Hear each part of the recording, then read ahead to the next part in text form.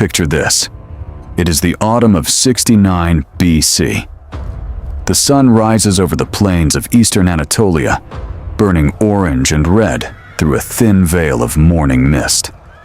The air smells of dust and horse sweat and the metallic tang of iron that soldiers always carry with them, in their armor, in their blood, in their fear.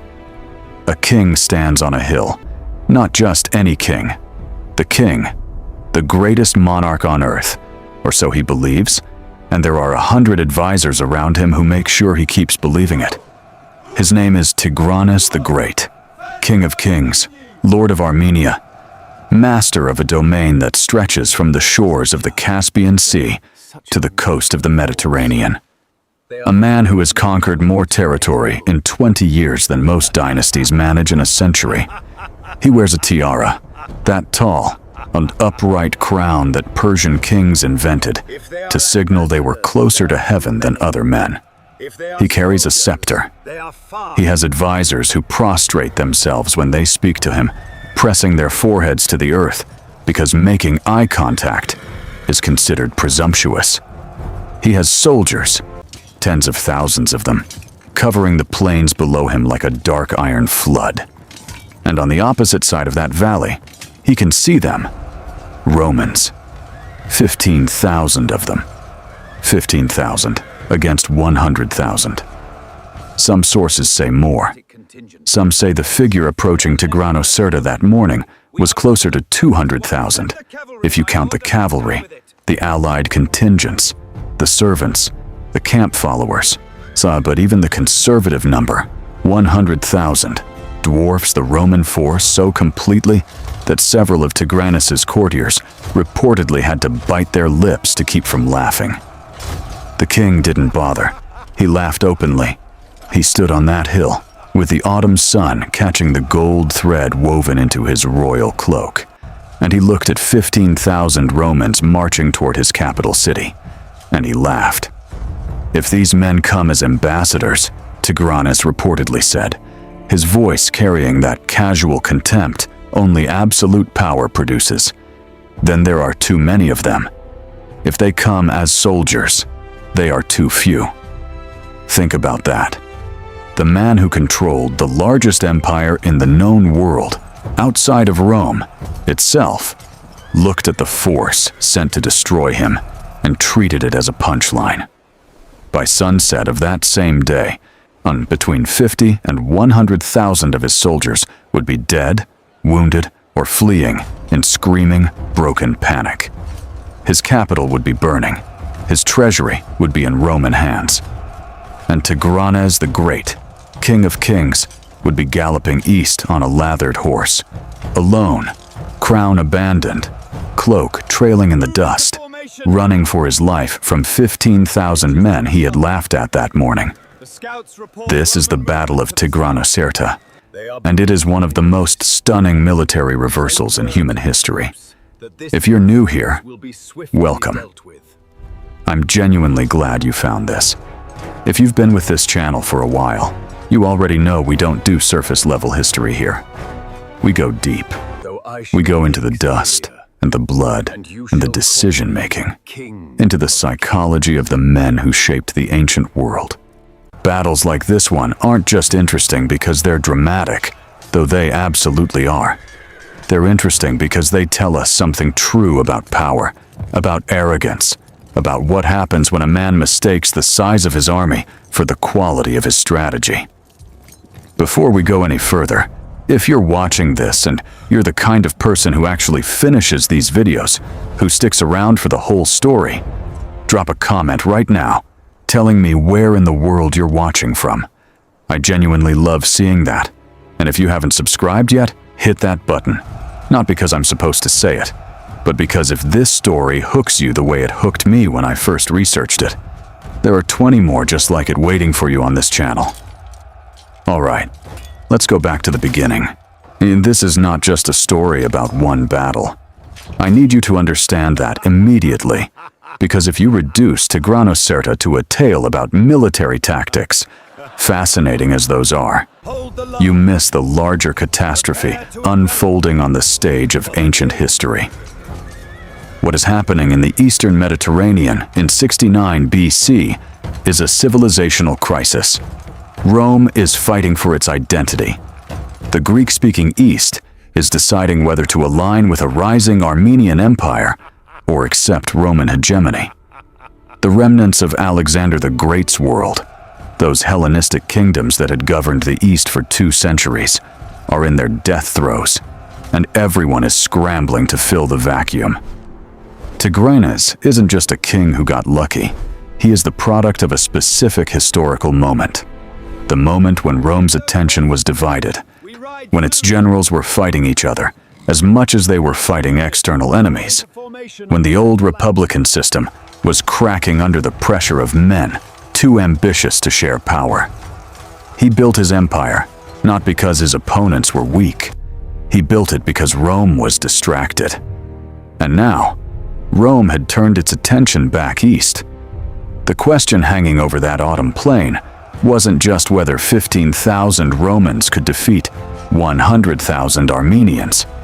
The question was whether Rome's mastery of organized, professional, relentlessly disciplined warfare could overcome the brute arithmetic of mass, whether quality of arms could defeat quantity of men. If the answer was no, if Tigranes crushed this Roman force, the entire Eastern Mediterranean would recalibrate. Rome's aura of invincibility, already under stress from a decade of military disasters in the Mithridatic Wars, would shatter completely. Client kings and allied states across the region would look at the wreckage and draw the obvious conclusion: Rome is mortal. Find someone else to back. If the answer was yes, if 15,000 Romans could break 100,000 men in open battle, then the message sent to every king from the Euphrates to the Nile would be unmistakable. You cannot win by throwing bodies at Rome. You cannot outlast their discipline with numbers. The legions are something different from any army the East has produced. You are not just losing battles when you fight them. You are losing an argument about what kind of civilization is going to govern the known world. The stakes that autumn morning in 69 BC were that large. They really were. To understand how we arrive at this moment, we have to go back. Way back. Not centuries, decades. Because the collapse that produces Tigranocerta is a recent one, built on the ambitions of specific men making specific choices. And understanding those choices is what makes this story make sense. Let's start with a name that might not be immediately familiar: Mithridates, the sixth of Pontus. Pontus was a kingdom on the southern shore of the Black Sea.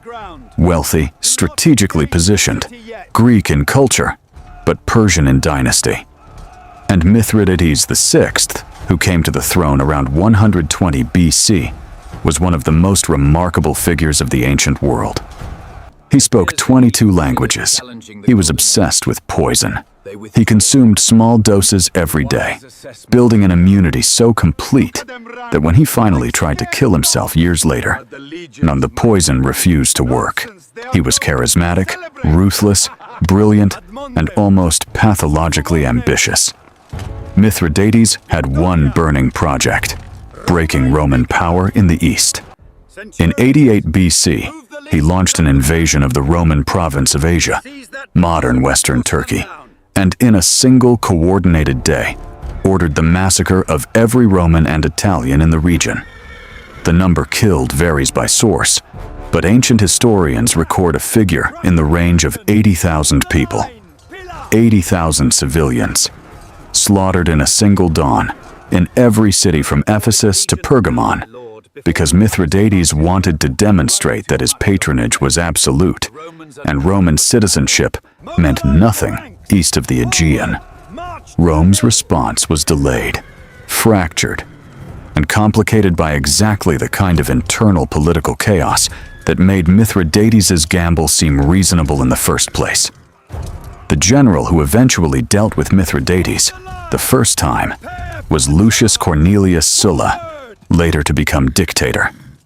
Sulla campaigned brilliantly, drove Mithridates back, extracted a humiliating peace treaty, and then sailed back to Rome to fight a civil war. As soon as his back was turned, Mithridates renegotiated his surrender terms with other Roman commanders, recovered his strength, and restarted the conflict. This is Rome's eastern problem in miniature. Every time they impose a solution, politics back home pulls the decisive general away before the solution can be made permanent. The East is a wound that keeps reopening. By 74 BC, Rome decided to address the Mithridatic problem definitively. The man chosen for the task was Lucius Licinius Lucullus. Lucullus is one of history's most underrated military commanders, and it is his story, more than Tigranes's or even Rome's, that defines what happens at Tigranocerta. Remember that name. We'll come back to him. Lucullus came from a good, but not spectacular family. He'd served under Sulla, learned strategy at the feet of one of the ancient world's true masters, and absorbed the lessons. He wasn't a flashy general. He wasn't the kind of commander who gave speeches that made soldiers weep and cheer. He was methodical, careful, almost obsessively focused on logistics, supply lines, terrain, seasonal conditions, the boring infrastructure of war that actually determines who wins and who doesn't. He also had a problem. His army was not enthusiastic about serving under him. And this is worth dwelling on, because it shapes everything that follows. The soldiers Lucullus commanded were largely veterans of Fimbria's forces, men who had been promised discharge and land grants by previous commanders, men who felt cheated and abandoned by Rome's political class, men who resented being stuck in the East while their peers went home. They fought when they had to. They grumbled constantly. They looked for excuses to refuse orders. Lucullus had to manage a near-mutinous army while fighting one of the most capable opponents Rome had ever faced. He managed it. Barely, but he managed it. Between 74 and 72 BC, Lucullus systematically dismantled Mithridates' military machine in Pontus. He didn't chase the king directly. He attacked the king's supply lines. He maneuvered against the Pontic army's flanks and rear, cutting off food, forcing retreats, winning without the enormous casualties that frontal assaults produce. It was chess played with legions. Mithridates eventually fled. Not to just any refuge. He fled to his son-in-law. He fled to Tigranes. Here is where we need to properly introduce Tigranes the Great, because the Roman sources, which are almost the only ones we have a natural tendency to underestimate him. He lost in the end, so history treats him as a buffoon. He wasn't. Tigranes had inherited a small, landlocked kingdom from his father around 95 BC. He'd spent time as a hostage at the Parthian court as a young man, a political transaction, his family pledging him as security for a treaty. He watched, he learned, he observed how the Parthians organized their cavalry, how they thought about war, how steppe-descended peoples fought differently from Mediterranean ones. When he returned home and took his throne, he used everything he'd absorbed. He began his expansion carefully. He took territories piece by piece, reading each opponent before attacking, never committing until he understood the terrain and the politics. The kingdom of Sophon fell first, then Gordiane. He pushed south into Mesopotamia, taking cities that had been ruled by Seleucid kings for generations. He moved west into Cappadocia. He seized Syria. He built a network of client relationships that stretched from the Caucasus Mountains to the upper Euphrates. By 80 BC, Tigranes controlled more territory than any ruler since Alexander the Great. His military system was a fusion of everything the ancient Near East had produced over centuries. The core of his army was his cataphracts, heavy cavalry in the Iranian tradition, both horse and rider encased in articulated metal armor, carrying long lances called kontos. These were the tanks of the ancient world. A cataphract charge on flat ground was almost impossible to stop with infantry alone. The weight and momentum of armored horses slamming into a line at full gallop could break almost any formation. Supporting the cataphracts were thousands of lighter cavalry, mounted archers, skirmishers, reconnaissance riders drawn from Armenian and Parthian traditions. These could harass at range, pursue broken enemies, screen the army's movements.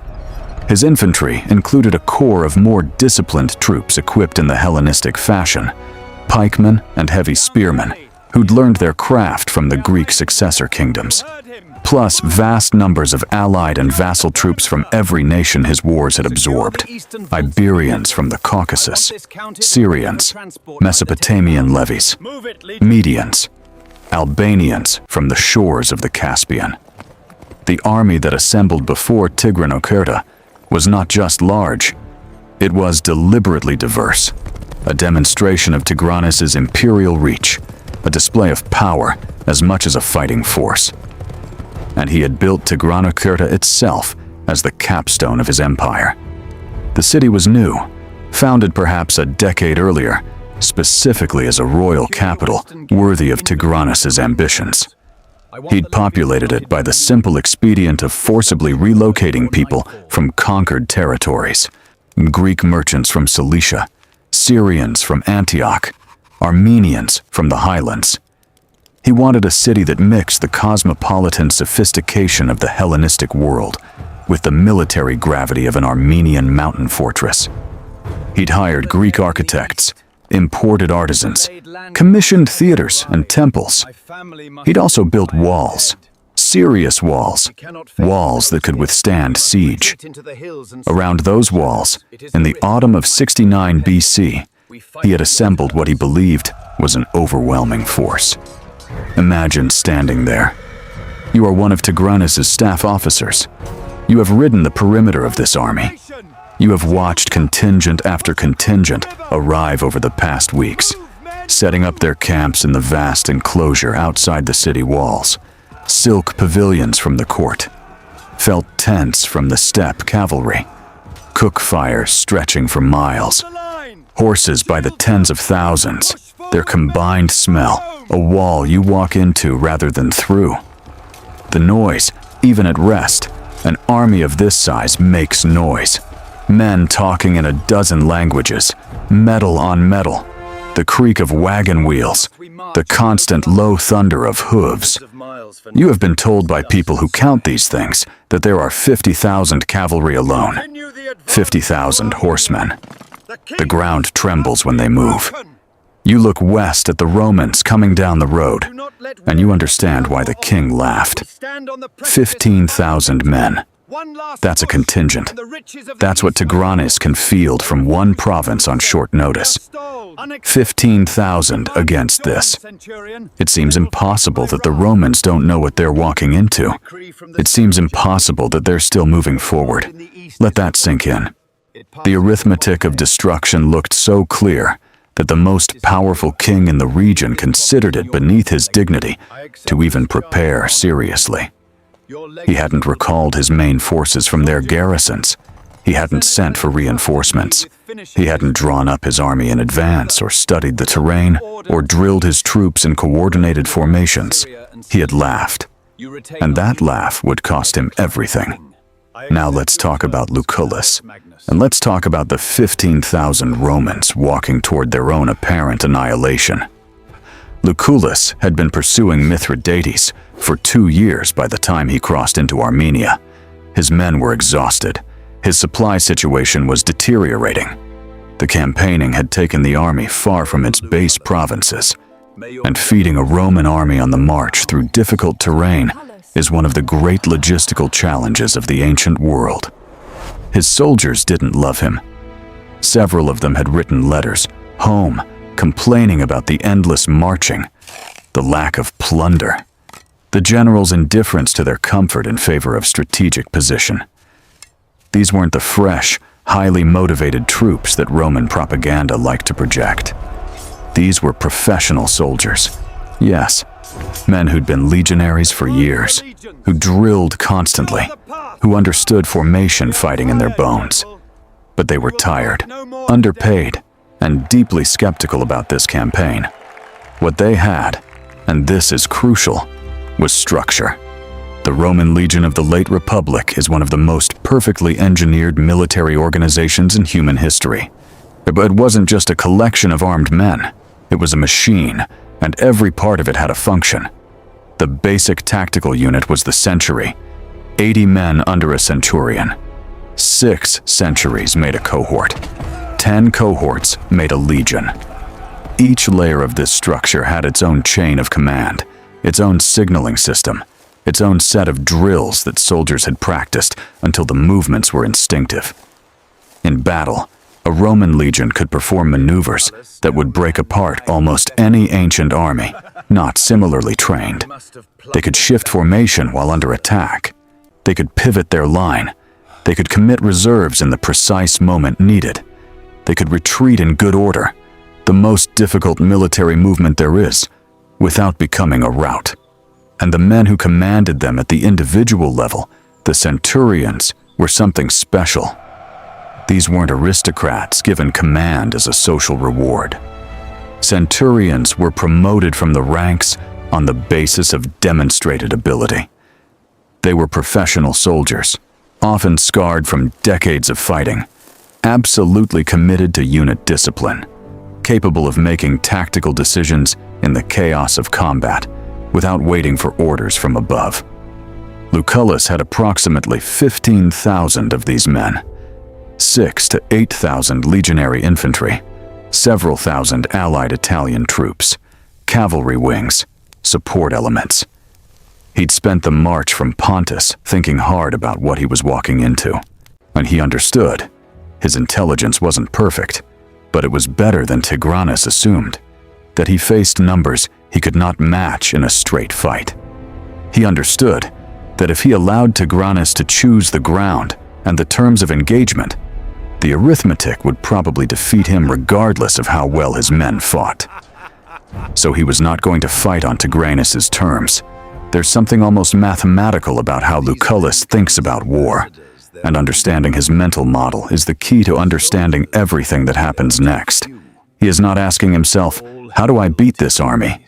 He's asking himself, how do I remove this army's advantages while amplifying my own? It's a completely different question, and it produces completely different answers. His men might not love him, but they would follow him, because he had earned something harder to command than affection. He had earned their professional respect. He had never gotten them killed unnecessarily. He had never made the obvious mistake. Even soldiers who grumble will follow a general they believe is smarter than the enemy. The approach to Tigranocerta was also strategic on Lucullus's part. By threatening the capital directly, he was forcing Tigranes' hand. The king couldn't simply avoid engagement. A Roman army camped outside his prized new city.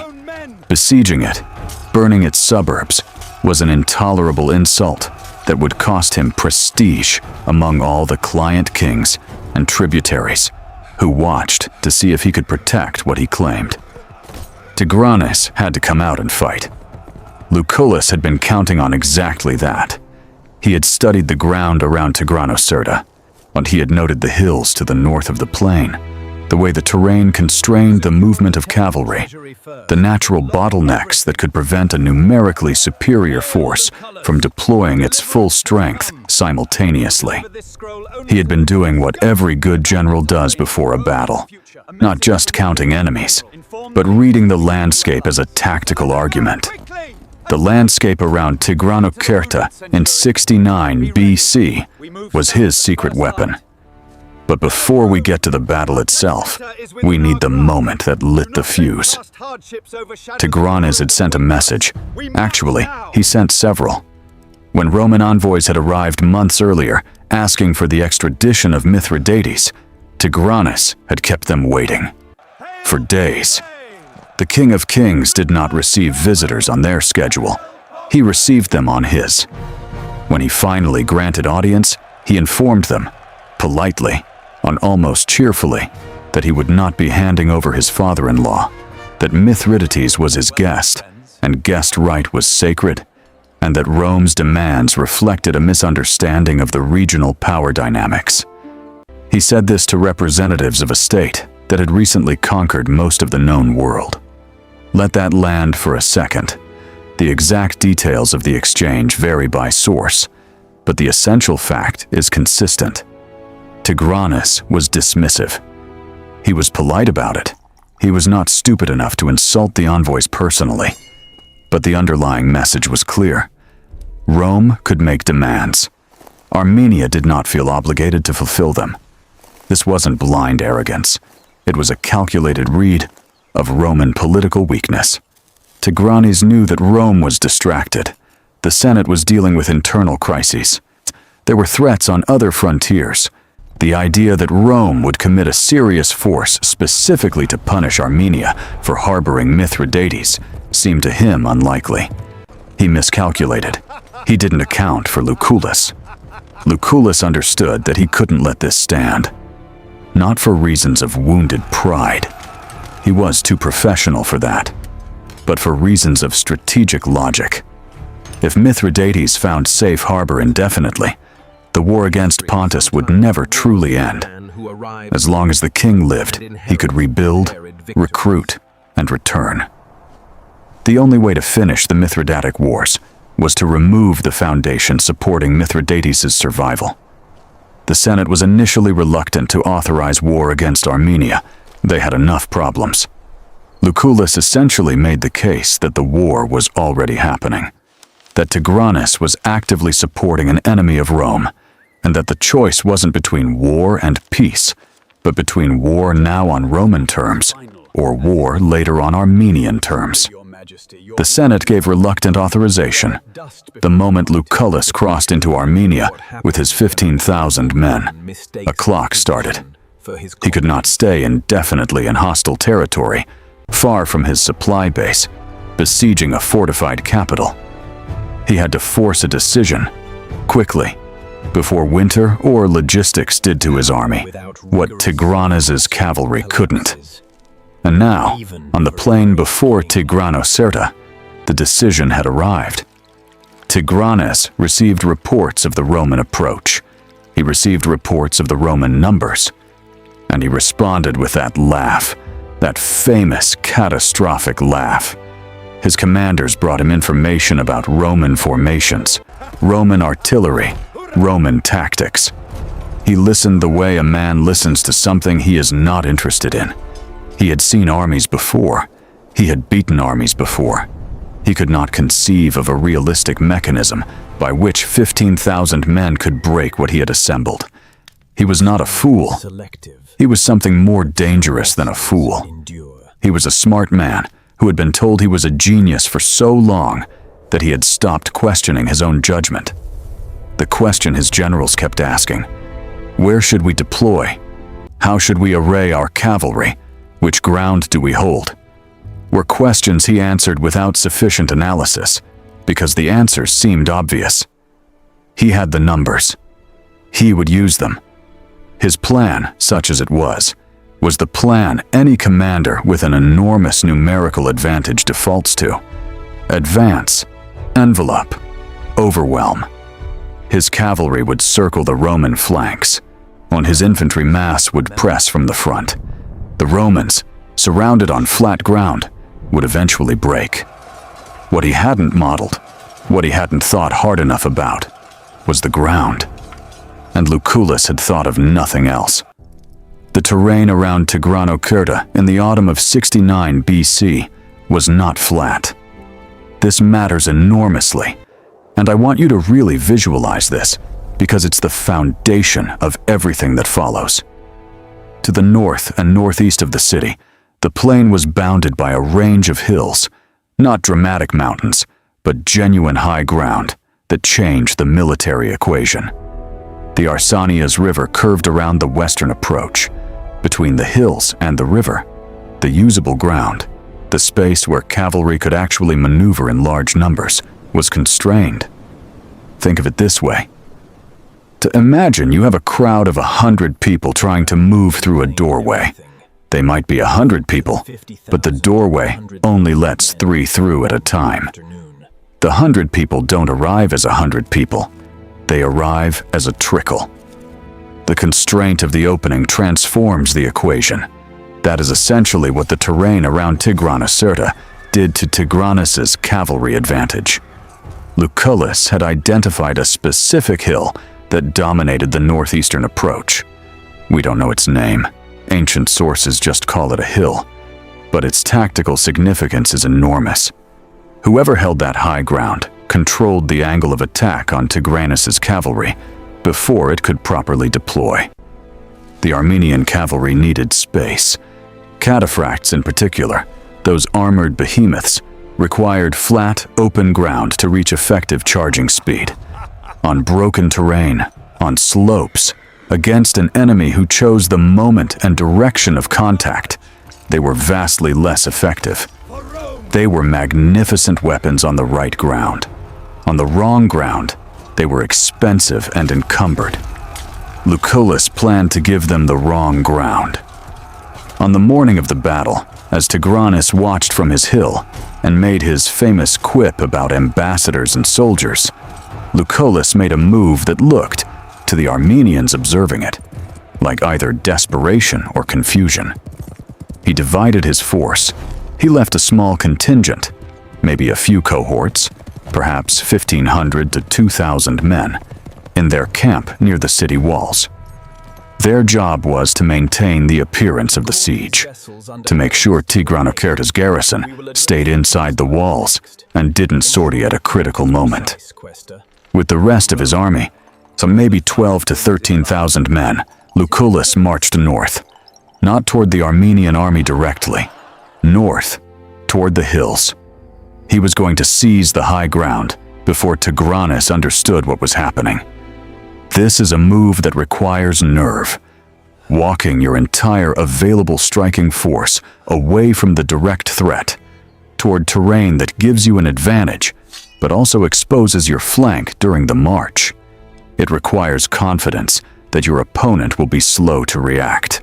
It requires trust in your army's ability to move quickly enough that the repositioning is complete before the enemy can counter it. Lucullus had that confidence. He had watched Tigranes' army for days from a distance.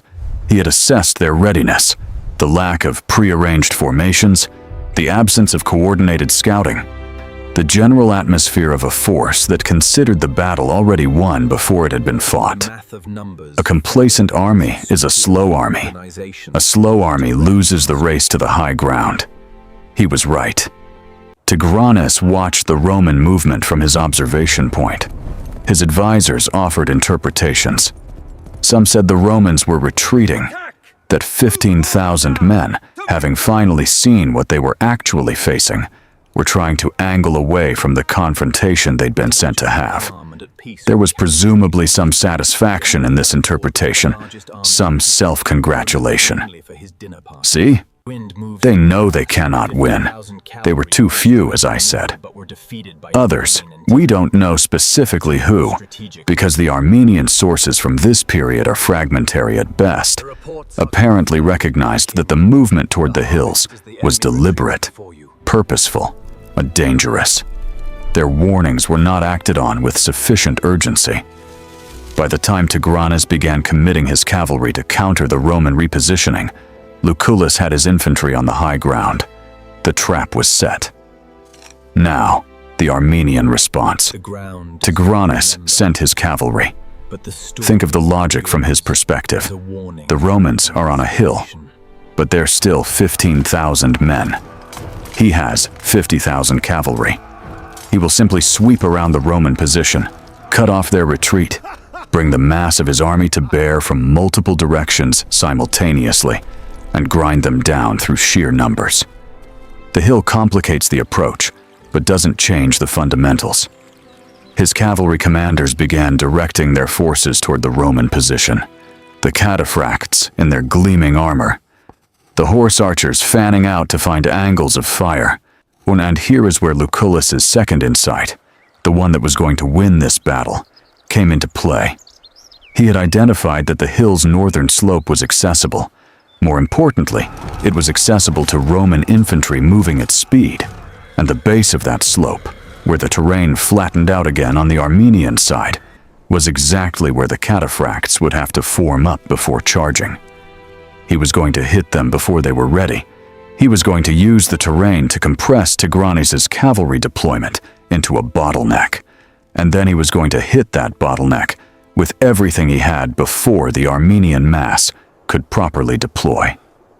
In modern military terms, you'd call this disrupting an enemy's assembly area. You attack the force while it's still forming up, before it achieves the cohesion and alignment needed for effective combined arms action.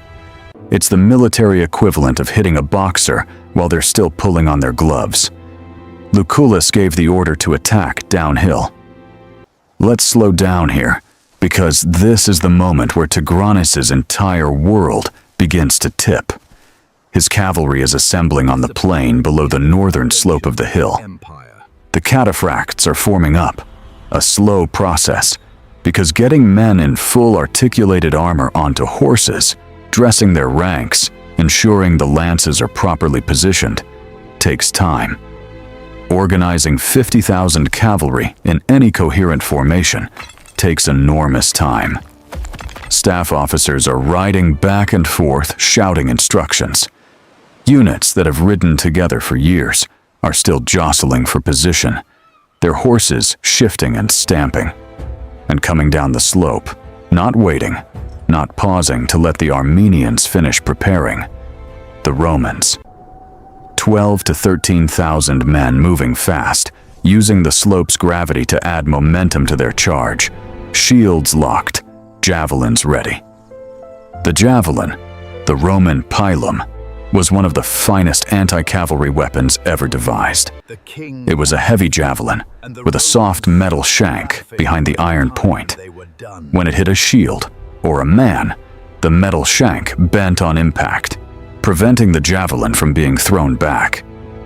A pilum thrown into a cavalry charge could take a horse in the neck or a rider in the arm, or simply embed itself in a shield and drag that shield down by its weight, opening the defender up for the gladius that came behind it. Lucullus's men threw their pila at approximately 50 meters from the Armenian cavalry, and then they ran. Not ran away. Ran at the Armenians, closed the remaining distance at a sprint, hitting the partially formed cataphracts line with shields and short swords, before the Armenians could complete their wheeling maneuver to face the attack. Imagine standing there on that slope, watching this. You are an Armenian cavalry commander, and your cataphracts, some of the most fearsome warriors on earth, are being hit by Roman infantry, while they're still trying to form up. The Roman swords are going for the horses' legs, the unarmored gaps in the barding, the unprotected faces of the riders. A cataphract unhorsed is nearly helpless. All that armor that makes him invincible on horseback is dead weight on the ground. The cataphracts begin to buckle. On the right wing of the Armenian line, so the cavalry starts breaking, not because they're cowards, but because cavalry that can't charge, cavalry caught in a disordered mass on bad ground, being hit by fast-moving infantry, doesn't fight. It panics. Horses are herd animals. A panicking horse near another horse makes the other horse panic. Fear spreads through cavalry formations with a speed that it cannot spread through infantry formations. And it's precisely at this moment that the thing Tigranes never accounted for happens. Panic is contagious in armies that have been told they cannot lose. The cataphracts breaking on the right wing, the sound of it, the visual chaos of armored horses rearing and bolting, of men screaming in a language that carries terror in its register even across distance, is visible to the center of the Armenian line, visible to other contingents, visible to the infantry masses behind, and visible to Tigranes himself, still on his hill.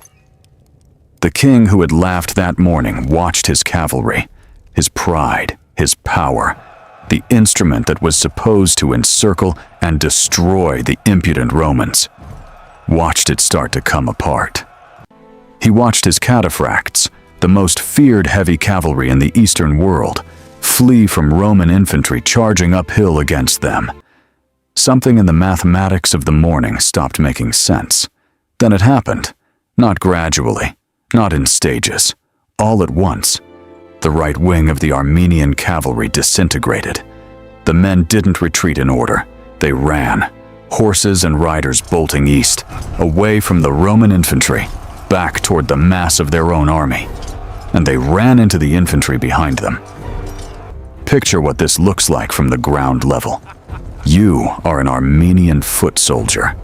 You have been standing in your formation for hours, waiting, watching the cavalry maneuver ahead of you, reassured by the sheer weight of numbers around you. You've never seen Romans before, or if you have, you've heard they can be beaten. You've been told today that they will be beaten. And then the cavalry comes back, not advancing, fleeing. 50,000 horses, even a fraction of 50,000 horses, in full panic, running directly into an infantry mass is not a tactical complication. It is a catastrophe. It is a physical disaster. Horses are large animals. They don't care what you are in the moment of their terror. They will run over you. They will knock you down, and the horses behind will step on you, and the horses behind those will step on what's left. The Armenian infantry formations didn't just break. They were physically disrupted by their own cavalry's retreat before the Romans even reached them. And Lucullus knew this would happen. He had counted on it. He had positioned his attack to produce exactly this chain of events. You don't need to kill the whole army. You need to find the one domino that, when it falls, knocks over all the others. The cataphracts assembling on bad ground hit before they were ready.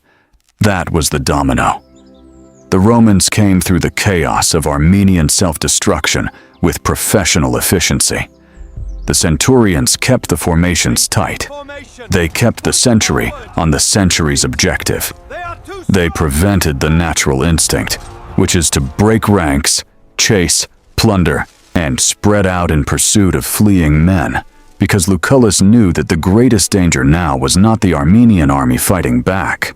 The greatest danger was his own men losing their cohesion in the pursuit and finding themselves surrounded by some part of the Armenian mass that hadn't yet broken.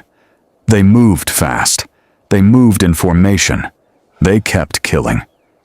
Tigranes' army ceased to function as a military organization in something close to one afternoon. The numbers we have are Roman numbers, and Roman sources had every reason to maximize the enemy dead. But even with skeptical modern adjustments, the evidence points to an enormous Armenian loss.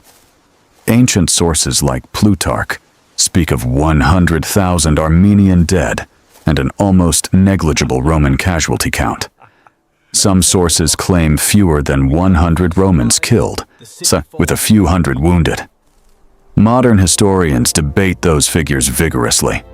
The Roman dead were probably somewhat higher, the Armenian somewhat lower. But the ratio, catastrophic Armenian losses against minimal Roman ones, is consistent across every source. The battlefield after the fighting stopped must have been something almost beyond imagination. Tens of thousands of men, dead or dying in the autumn sun.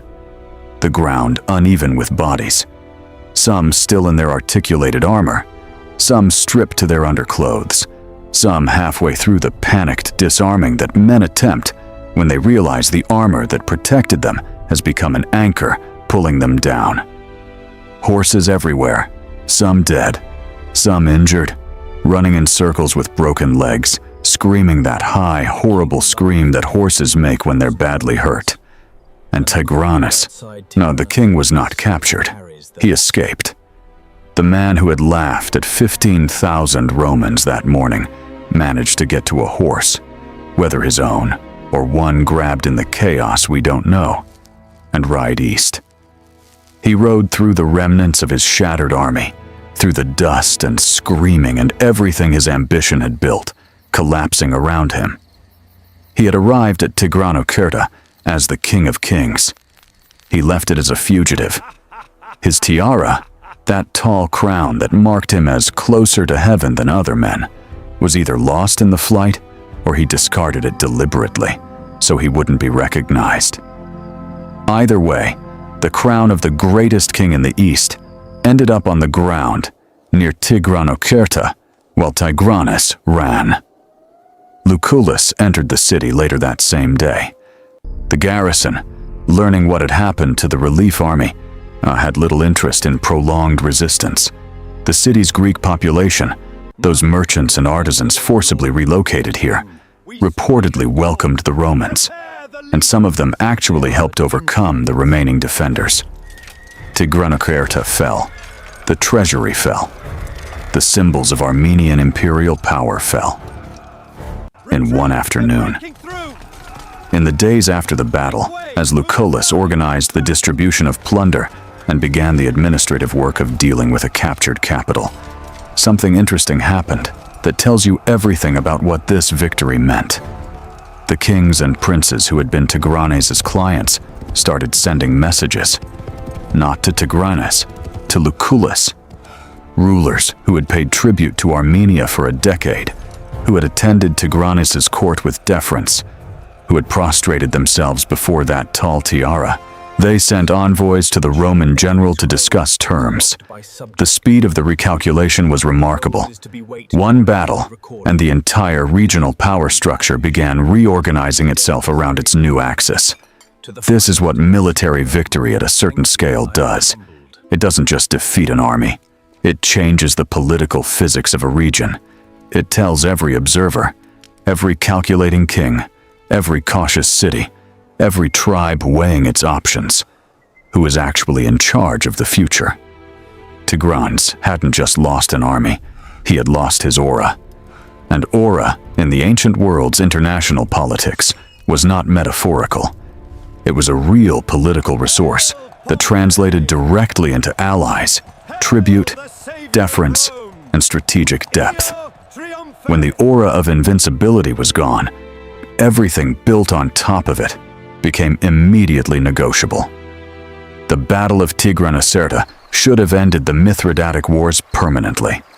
It should have been the decisive moment after which Rome's eastern settlement could finally be written. It wasn't. And the reasons it wasn't tell us something important and painful about how power actually works. Lucullus won at Tigranocerta in October 69 BC.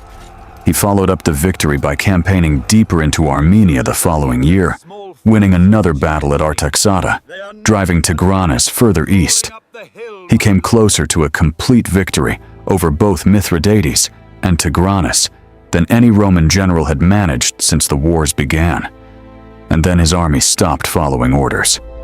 The same soldiers who had fought brilliantly at Tigranocerta, those exhausted, underpaid, unstrategically gifted professionals, finally reached their limit. They'd been in the East for years. They'd been promised discharge and land grants that hadn't materialized. They missed their families.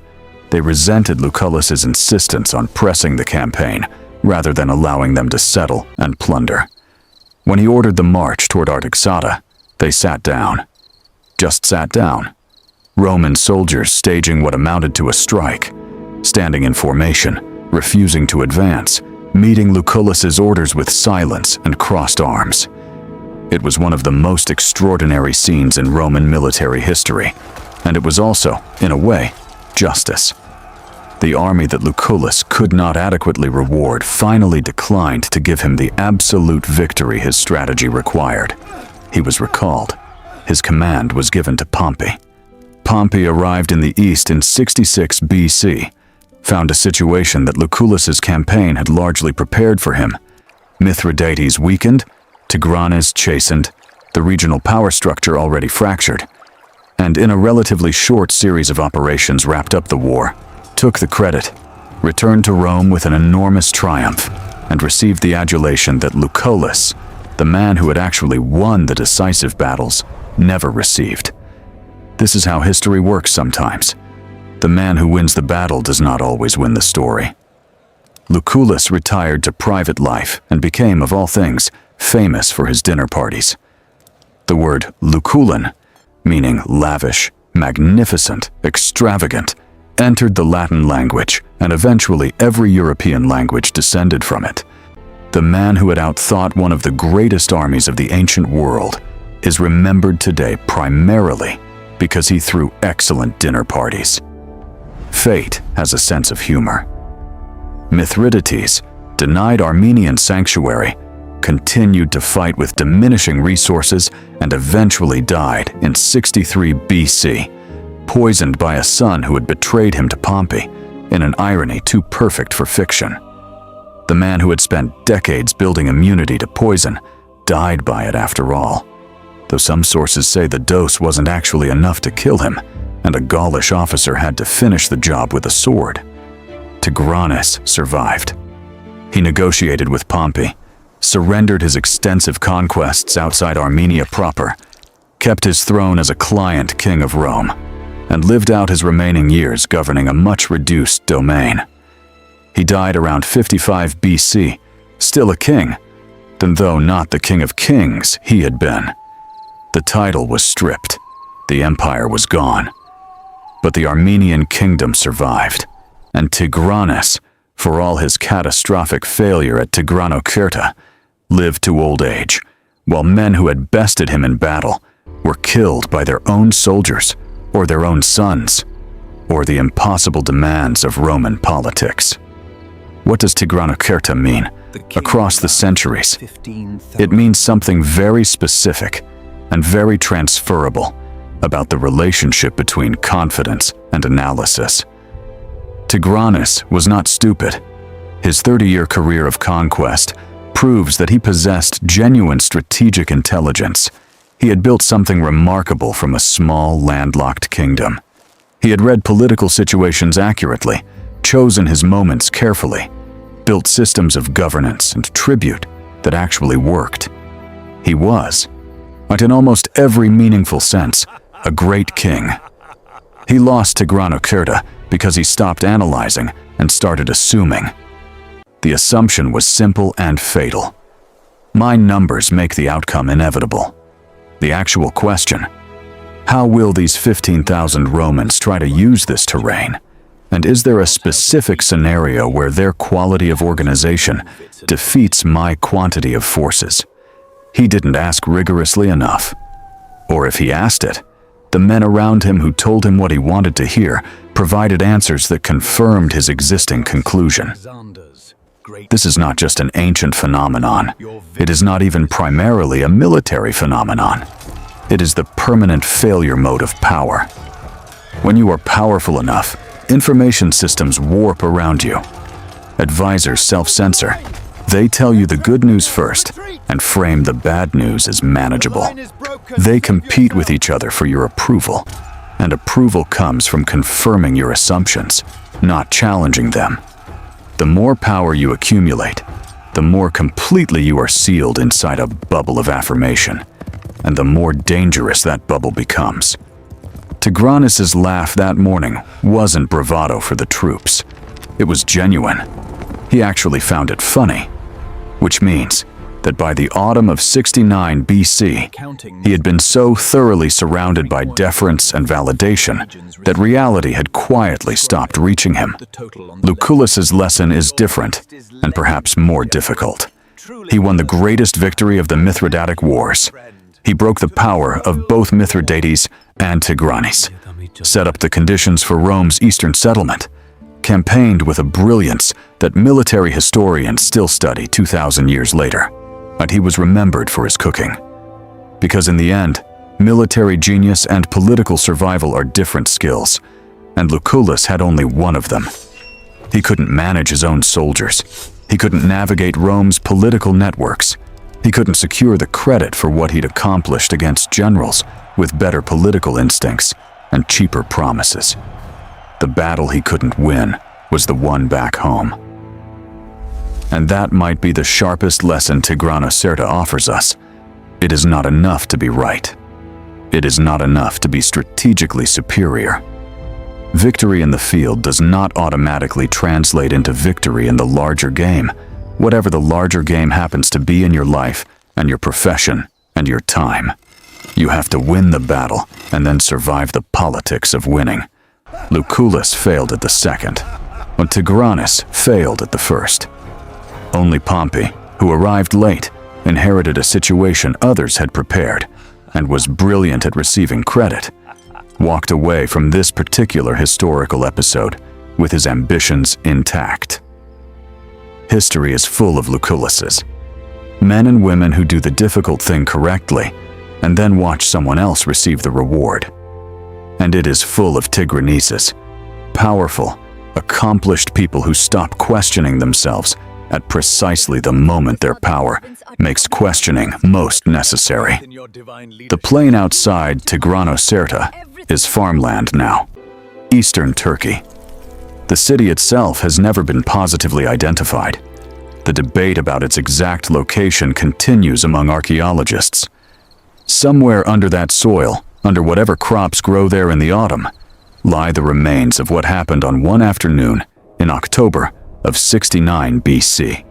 On the armor of cataphracts, the pilum heads that bent on impact as designed, the scattered personal objects of 100,000 men who thought they were going to watch their king crush a small Roman army, and instead became the arithmetic of Lucullus's most perfect victory. There is something profound and a little terrifying about that image. The ground doesn't remember. The soil doesn't care. The mountains that framed this moment are still there, slightly worn by 2 additional millennia of weather, indifferent to the fact that one of history's great military reversals happened in their shadow. But we remember. Or we should. We should remember that Tigranes laughed at 15,000 men because in that moment, the number felt like enough information. He had the number. He had the math. And the math said he would win. What the math didn't tell him was how Lucullus would use the ground, how panic travels through cavalry faster than any order can travel through command chains, how a king who stops listening to hard truths will eventually be educated by harder ones. We should remember Lucullus moving his men north toward the hill while Tigranes was still laughing, not charging straight at the numbers. That would have been suicide. Moving laterally, patiently, toward the position that would negate the numbers entirely. Doing the unglamorous, undramatic, deeply unpopular work of correct analysis, while the easier and more impressive options surrounded him. Strategy is mostly that. It is mostly the refusal to take the obvious path because you've thought hard enough to see what the obvious path leads to. And we should remember that even the most brilliant victories don't protect you from the politics that follow. Lucullus came home and threw dinner parties because the system that should have rewarded him failed to. He made peace with that. He found a different kind of abundance. Maybe that's its own lesson, that the measure of a life isn't only what you win, but how you carry what you lost. I want to know what you think. Drop a comment below. Who do you find more fascinating? Tigranes, the king who built an empire and lost it in an afternoon? Or Lucullus, the general who won everything and received credit for almost nothing? And tell me where you're watching from. I always love seeing how far these stories travel. If this is the first video of mine you've watched, genuinely, welcome.